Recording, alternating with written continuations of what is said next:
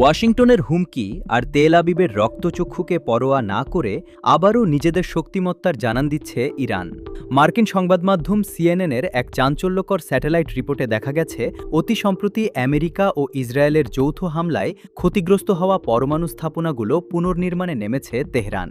গত জুনে যুক্তরাষ্ট্রের সাথে হওয়া সমঝোতা চুক্তিকে বুড়ো আঙুল দেখিয়ে পার্চিন ও পিক্যাক্স মাউন্টেনের ভূগর্ভস্থ টানেলে এখন চলছে বিশাল কর্মযজ্ঞ।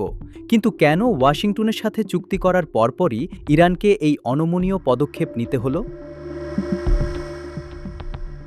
ইরানের পার্চিন এলাকায়, যেখানে পরমাণু সুরক্ষার জন্য বিশাল কংক্রিটের দেয়াল ছিল, সেখানে একের পর এক মিসাইল ছোড়ে পশ্চিমা জোট।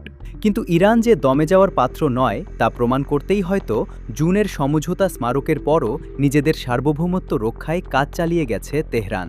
সিএনএন এবং institute for science and international security যৌথভাবে জুন ও জুলাই মাসের যে স্যাটেলাইট ছবি প্রকাশ করেছে তা দেখে পশ্চিমাদের রাতের ঘুম হারাম হয়ে গেছে।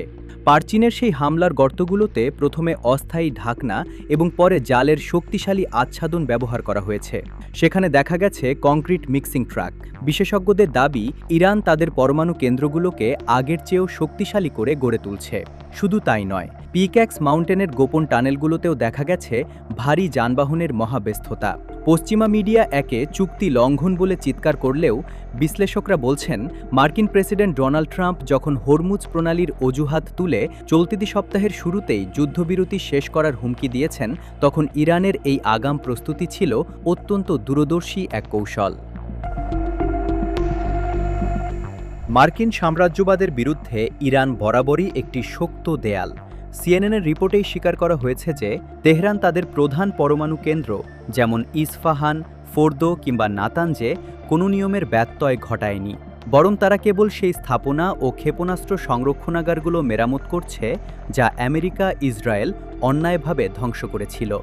নিজের দেশকে সুরক্ষিত রাখা যদি অপরাধ হয়, তবে ইরান সেই অধিকার থেকে এক চুলও নড়বে না।